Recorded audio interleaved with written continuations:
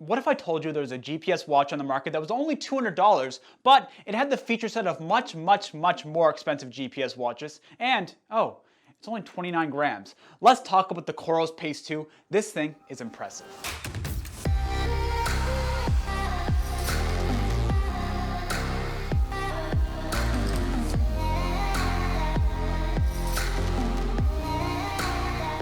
Welcome back to the channel, folks. This is your first time here. My name is Brendon, and I'm a Halifax, Nova Scotia-based runner, and I've lost over 150 pounds through the power of running and habit change. On this channel, we talk about the strategies and tools to help us become faster runners and be healthier, whatever that means for you. Could be to lose a little bit of weight, it could be to figure out what you need to run faster, or, in this case, how to record your runs and analyze that data. Let's talk about the COROS Pace 2. Before we get started, I have to let you know that COROS did send me this watch for the purpose of this review, but unfortunately, after this video is recorded, I have to package this up and send it on back, so kind of sad day, very sad day. But let's talk about the feature set. So I've only had this watch for a couple of weeks, so there's a few things that I didn't get a chance to test. Namely, I didn't test the optical heart rate monitor, I didn't do anything with track run, I didn't do any swimming, I didn't do any cycling, I didn't try the strength training programs, and I really haven't dug into the EVOLAB too much. And there's also sleep tracking that I didn't get a chance to do because I don't like wearing watches to bed. Some of the key features of this watch, in my opinion, are the battery life, which is 30 hours on GPS. So I know for me, my runs aren't much more than a couple of hours, so that is like 15 days of running on GPS. That is pretty crazy.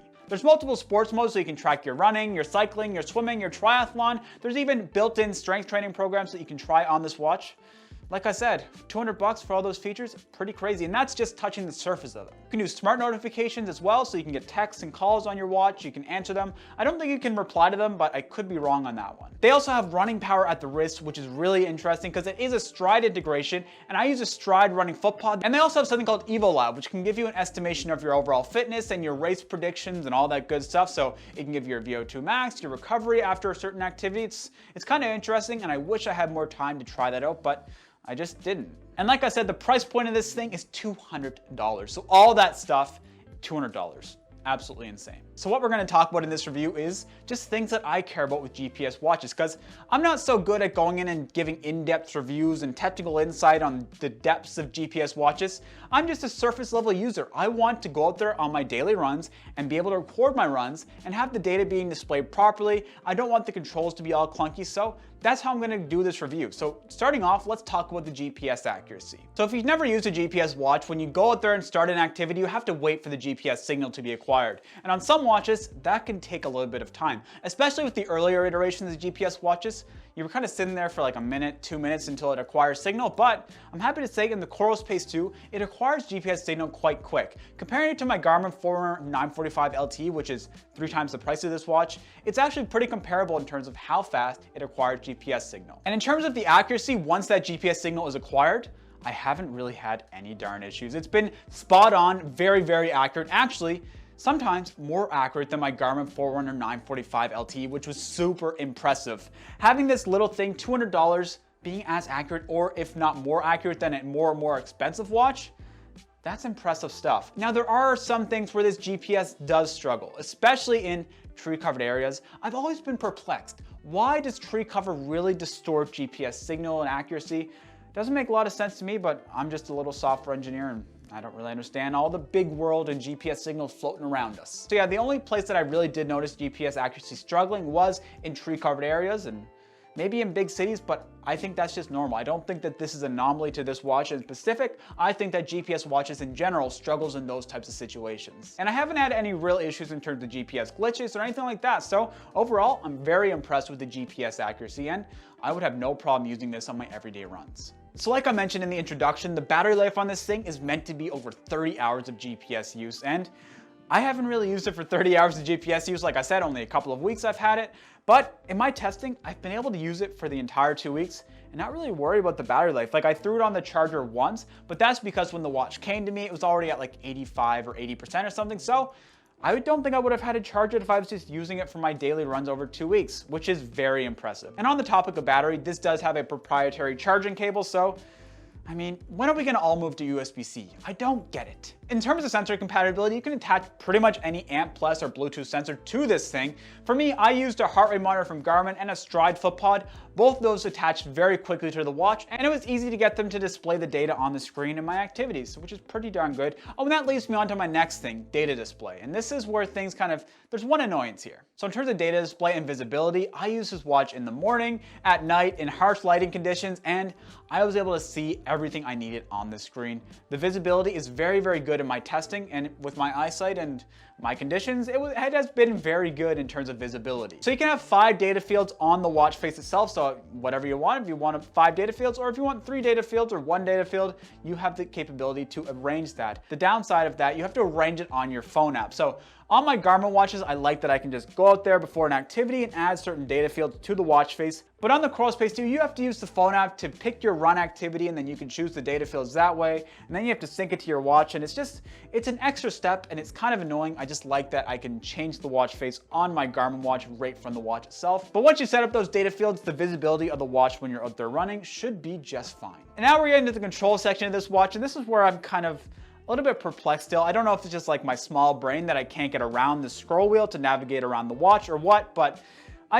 when I'm out there running, I don't like that I have to use a scroll wheel to get around and the watch face. I'm sure I would get used to it, and if this was the only GPS watch I'd ever used, I don't think I would have really cared, but where I'm used to physical buttons to go up and down in the menus and all that stuff on the Garmin watches, having to use a scroll wheel is just a little bit of a pain point and something I would have to get used to. In terms of data analysis tools, you get quite a bit of data thrown at you at the end of your run. You get your average heart rate, your average pace, your elevation gain, all this different stuff right on the watch itself, so you can scroll through and see, hey, I climbed like 100 meters today, that's fantastic. Or you can go on your phone and dig a little bit deeper. And I think that if you used EVOLAB, you get even more data analysis tools. But like I said, haven't had a chance to really try out EVOLAB. But you don't get a desktop app. So if you're someone that likes going down there, grabbing a cup of coffee, sitting on your computer, typing around and looking at that data on that big screen, unfortunately, that's not possible right now, to my knowledge anyway. You have to use the phone app and scroll through the data that way, but just so you know, you can't use the desktop to view the data. I know that I said I haven't used EVOLAB too much, but I just want to touch on it very quickly, because I do think that if I gave it more time and this watch learned a bit more about me, that EVOLAB would be very, very accurate, because even the short time that I've had this watch, it's giving me like almost the exact same estimates and stuff as my Garmin watch gives me. It's estimating my VO2 max to be like 56, which is exactly what my Garmin watch is giving me. It's giving me like my 5K time, which exactly matches in the Garmin watch. So I think that the EVOLAB is very powerful. And if you use this watch more and more, I think it could be a very, very interesting training tool. It gives you your running performance and all that stuff. So I wish that I had a bit more time with it, because it's an interesting concept. And that brings me to the most exciting part about this watch, and that is the price to performance. $200 for all those features. The barometric altimeter, the accurate GPS, the EVOLAB integration, all this optical heart rate monitor. You can attach every sensor you want. You get triathlon mode on a watch at this price point. I know if you're not a triathlete, you wouldn't really understand, but before this, you'd have to spend at least $400 on a watch, 400 Canadian that is, on a watch to get triathlon mode, multi-sport mode. On this, you get it for $200. The price to performance on this thing, you can't really beat it right now. Garmin has a watch that the Garmin Forerunner 55, I think it is. That's $259 Canadian, which is $20 less. This is $279 Canadian. $279 Canadian, $200 US for this watch. So for $20 less, you can get the Forerunner 55. That is missing a bunch of different features that this watch provides. Now, that might be a better watch if you're not like a runner and you want to use it for like daily use and health tracking and all this stuff. This COROS Pace 2 is the perfect athlete GPS tracking watch, in my opinion, for $200.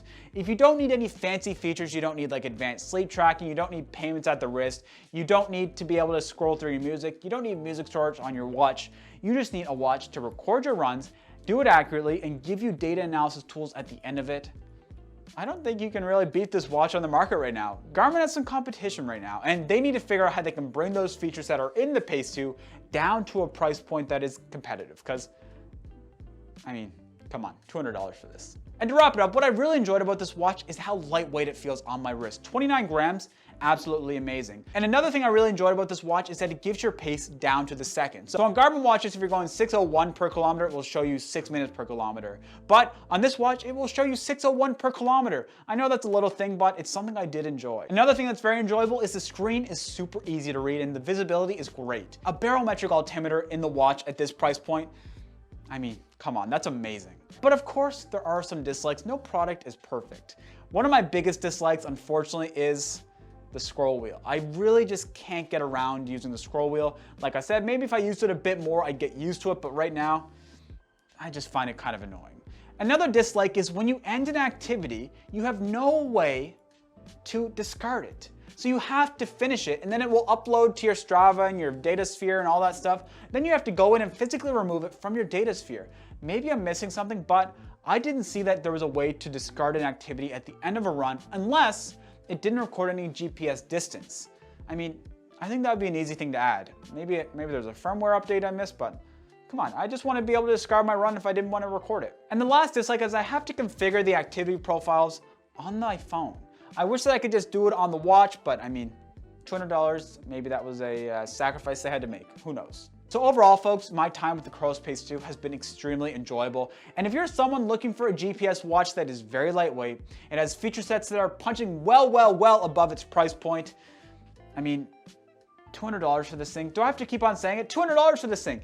If you need a GPS watch and you don't mind the limitations on this thing, go and pick it up. It is fantastic. And the limitations aren't really real limitations. Like, I don't really need advanced sleep tracking. I don't really need any of this fancy Garmin Pay stuff. All I need is a way to record my runs accurately, and this thing does it. And it gives you the tools to do the data analysis as well. So, I mean, I'm impressed. Good job, COROS. Thank you all so much for making it to the end of the video. If you enjoyed the video, please hit that like button, and if you haven't already, subscribe to the channel because we're coming back with more and more videos for you folks. All right, thank you. Have a great day.